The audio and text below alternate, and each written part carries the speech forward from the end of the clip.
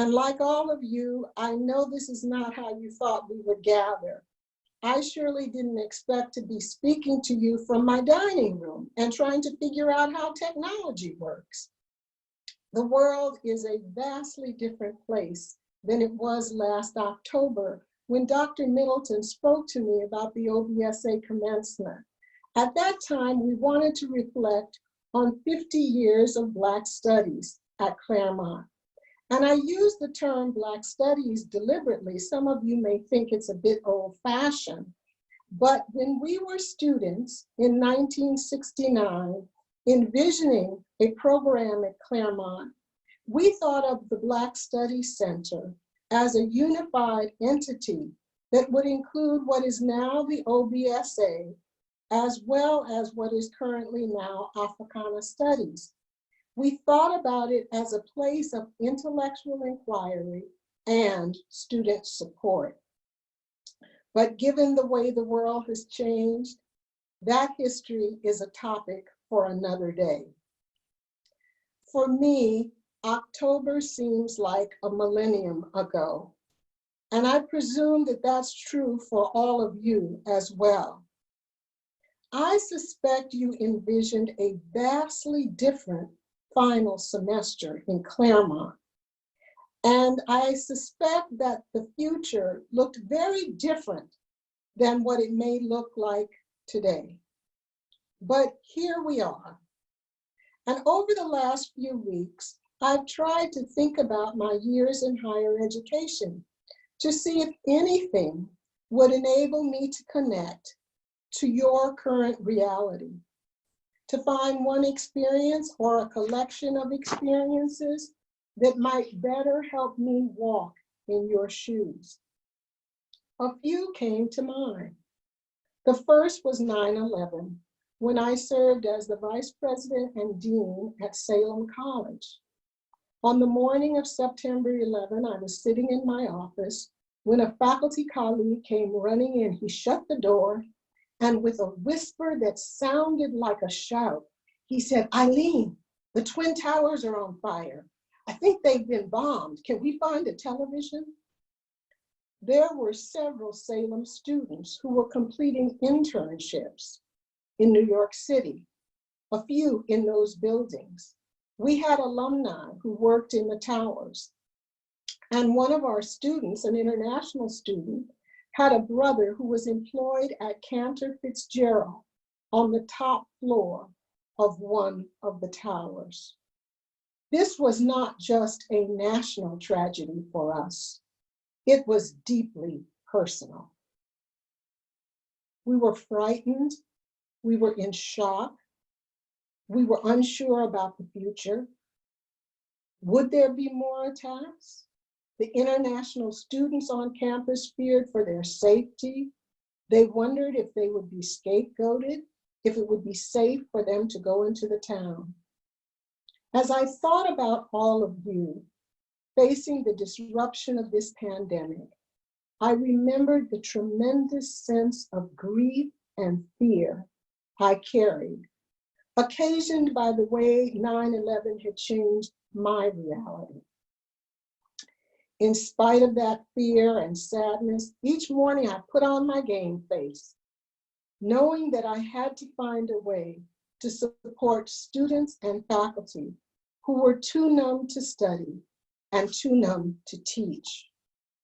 But every evening, once back at home, I found myself in tears at the enormity of everything that seemed to be surrounding me. Rekindling those memories reminded me that some of you might be feeling that same mixture of fear and grief and uncertainty that I experienced so many years ago. But I also recognize that there are significant differences between 9/11 and now. Most important, we were together physically in community. We could hug each other. We could cry together. We could sing together. We could hold each other's hands. And particularly striking, our national leadership came together if only for a moment, to act with one voice and to console a grief-stricken, frightened nation. So some things are similar and others are different. I also recollected my time as a faculty member at the University of Ife in Nigeria, when the military government elected to close all of the universities in the aftermath of a nationwide student protests that were occasioned by the brutal killing of 5 students in the midst of a campus protest. Those students were shot down by soldiers, and they, the students, of course, were unarmed. We, the faculty and staff, were outraged by this massacre. Some of us provided housing for students who could not return to their homes. Unsure of when the campus would reopen, and there was no online education to turn to in the mid-1980s. Powerless to play a role in the decision-making about when we might return, many of us on campus experienced a sense of rootlessness. We were off our moorings, so to speak. But the most powerful takeaway from that 2 months of a closed campus for me had to do with my own identity. Because I learned that the role of a faculty member means little. In fact, it is empty in the absence of students. All of a sudden, I realized something that I had simply taken for granted, that the opportunity to lecture, to joke with students, to read papers that are not necessarily well written, all the humdrum activities of faculty life were a sacred privilege, and they had been violently removed, and I missed them very deeply. Those memories reminded me about what it feels like to be off balance, to be unmoored, to be powerless to affect an outcome. It also reminded me about how depressing it was, and it must be now, to be a faculty member on a campus without students. There are other experiences I might draw from, experiences in which grief and fear and heartsickness couple with uncertainty and collide with the recognition of the sacredness of the mundane and the necessity to live in courage and hope, all in the face of feeling quite vulnerable. Still, I must confess that this myriad of mixed emotions may not enable me to fully understand the ways in which the past 3 months have and will continue to impact you. And yet, one thing I've learned is that there is an opportunity for gratitude and for joy in every situation. So at this moment, let us have a collective celebration right here and right now. Each of you is about to graduate from one of the 7 C's. You have prevailed. And believe me, I know it has not been easy. The OBSA staff, your families, your friends, and the faculty that has nurtured you, all are immensely proud of you. We celebrate your accomplishments. We applaud the ways in which you have shared your gifts throughout the campus community, in the Pomona region, and beyond.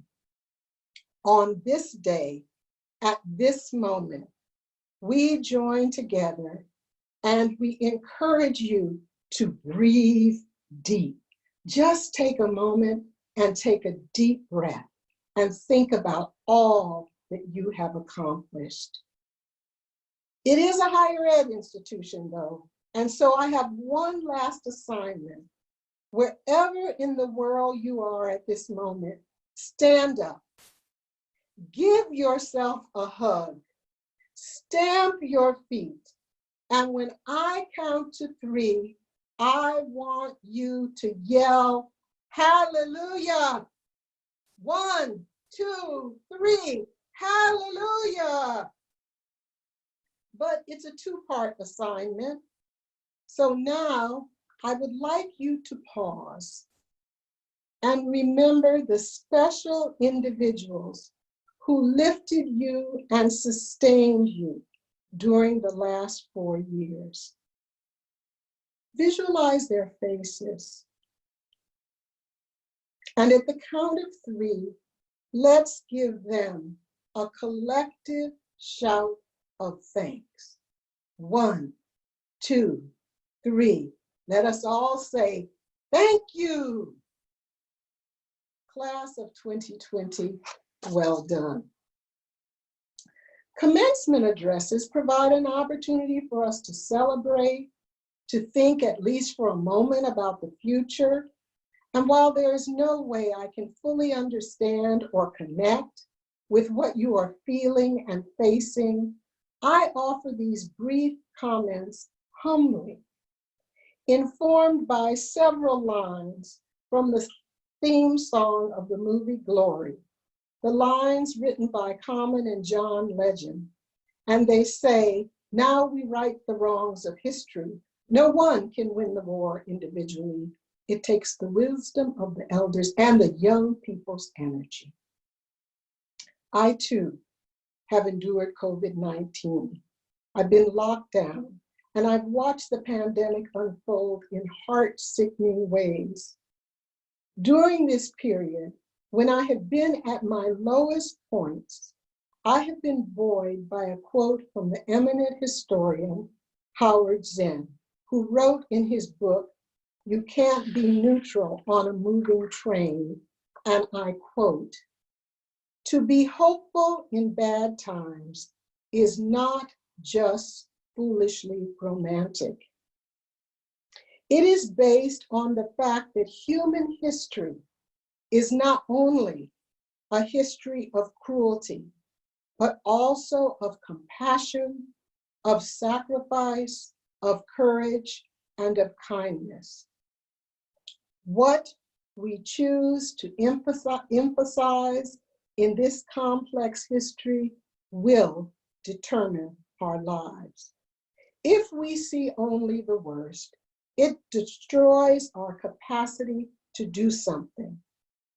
If we remember those times and places, and there are so many, where people have behaved magnificently, this gives us the energy to act, and at least the possibility of sending this spinning top of a world in a different direction.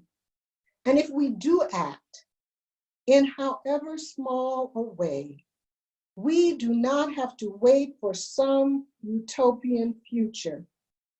The future is an infinite succession of presents, and to live now as we think human beings should live, in defiance of all that is bad around us, is itself a marvelous victory.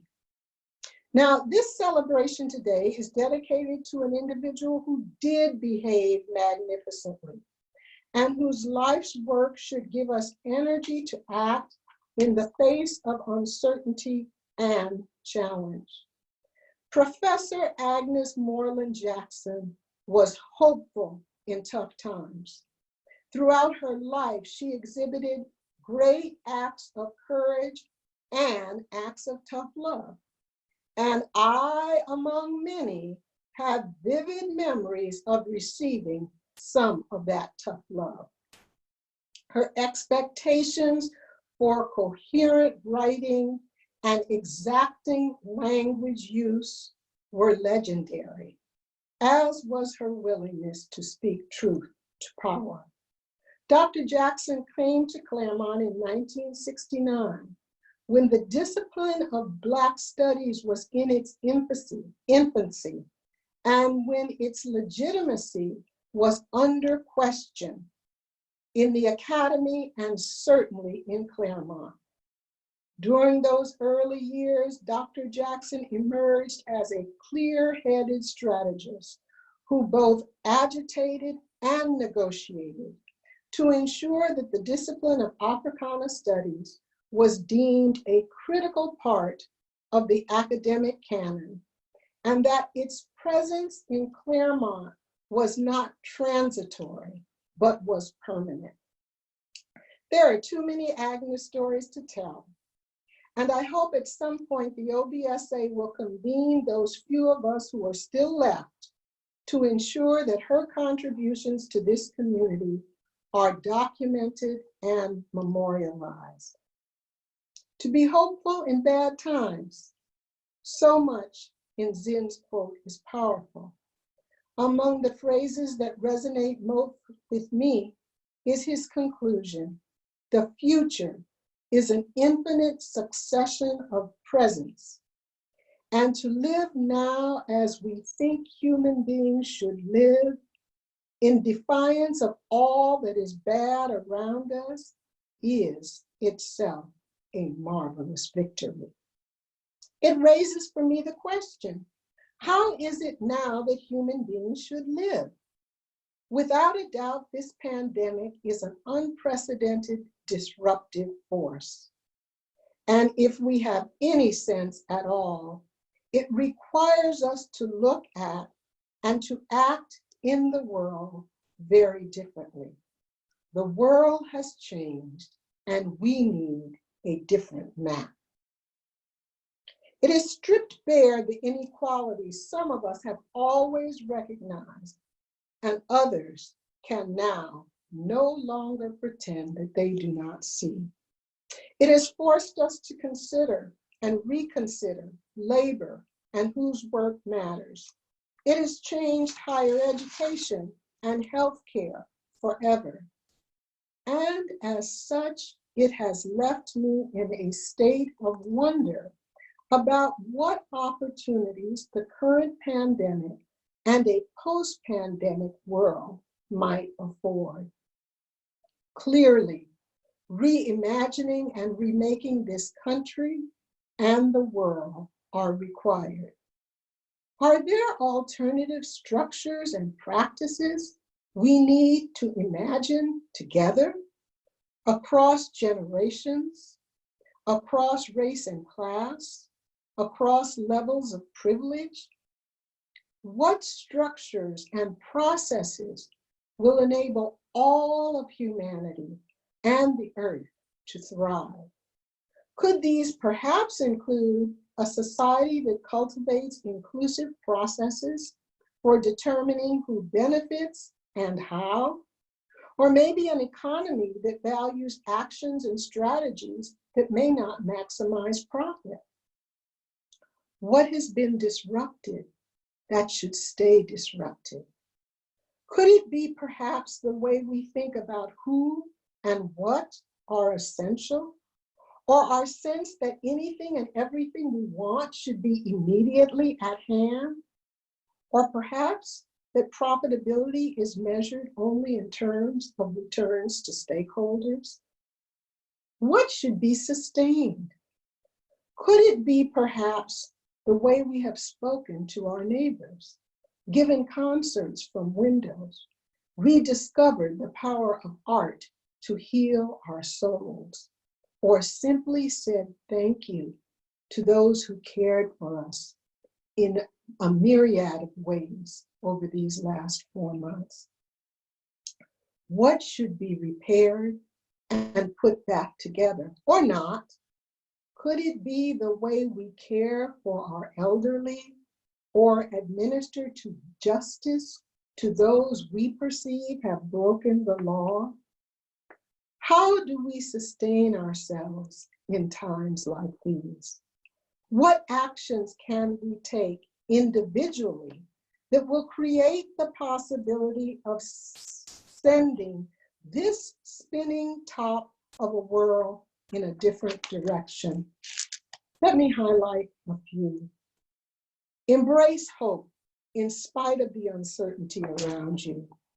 Hope based in the knowledge that throughout history and today, ordinary people have behaved and are behaving magnificently, even when they have been afraid. Just think about healthcare workers, mail carriers, Dr. Anthony Fauci, who has to speak truth to power, Dr. Agnes Moreland Jackson, whose life work benefits you every day. Register to vote. Cast your ballot in November and compel at least one other person to do so. Vote, because in the not too distant past, people who were very afraid behaved magnificently, demonstrating courage and sacrifice to ensure that each of you had the opportunity to vote. Couple the knowledge and the critical thinking skills you have developed while at the 7 C's with your particular unique set of gifts. Put these in service of the creation of a more equitable world. How do we sustain ourselves in times like these? What actions can we take collectively that will create the possibility of sending this spinning world into a different direction? Let me again highlight a few. Together, we must navigate through our fear to a place that opens up our creativity and our imaginations. We must capture the lessons from this pandemic. No group of individuals is better suited for that task than you. Together, we must courageously identify those things which impede our ability to listen generously and to work across and through our differences. The great Frantz Fanon said, "What matters is not to know the world, but to change it." However, you cannot change a reality that you do not fully understand. We need to understand where different sectors of this society are coming from if we are to envision a future in which all our boats can rise. This will not be easy. We are predisposed to tribal behavior. Currently, across the globe, this disposition is being manipulated by leaders who seek to maintain their control and power by spreading fear and deepening the fissures in their societies. These fears are manifested as anti-immigrant sentiment in Europe, the United States, and certain African countries, and in overt acts of racism and Islamophobia and anti-Semitism in this country. On campus, we find it easy to otherize and discount those whose lived experience is at variance with our own. And often in this process, we fail to acknowledge our own privilege. Let me be clear, I'm not talking about somebody else. I'm talking about us. If we are to set this spinning world in a different direction, we must collectively and self-consciously learn to listen to and problem solve with one another, to choose our words with care, to open up a vulnerable space that allows us to realize, in the words of Maya Angelou, that we are more alike than different. Classes of 2020, you are graduating in a moment of significant unpredictability and great opportunity. You are being thrust headlong into a world in which the future is uncertain and fraught with real possibilities. For the COVID-19 epidemic has cracked us open as individuals and as societies. And by doing so, the pandemic has opened a space for reimagining, for restructuring, and for recreating a more just, sustainable, and equitable future. I can think of no other group of individuals I would like to see take on this challenge. You are ready, and we are in need of you. We are deeply in need of you in your everyday actions to be visionaries and restorers, to be peacemakers and innovators, to be healers and agitators.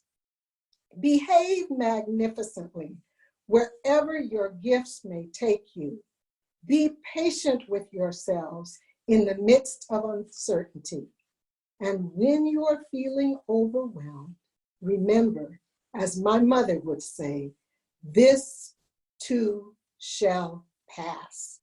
Congratulations, and on behalf of everyone who loves you and is proud of you, I say one more time, hallelujah.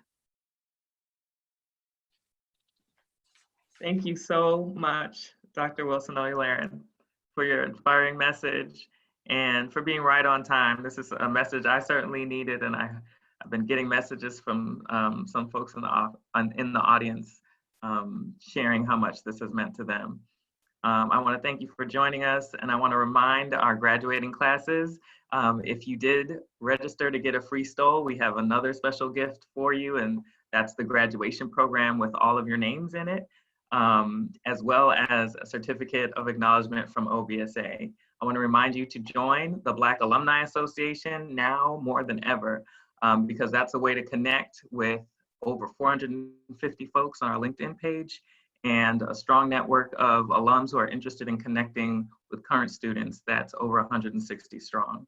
If you go to OBSA's webpage on the alumni engagement page, you'll find more information there. And don't forget, Dr. Wilson-O'Leary mentioned clapping for yourself, giving yourself congratulations, and recognizing the folks that helped you along the way. We want to see that recognition on our Black Grad Challenge on Instagram. So when you get your stole, I want you to wear it. I want you to make us a video, take some photos, and tag at OBSA Claremont so we can celebrate with you and keep this going and highlight your accomplishments as much as we can. Thank you. We love you. And we'll see you again soon. Bye.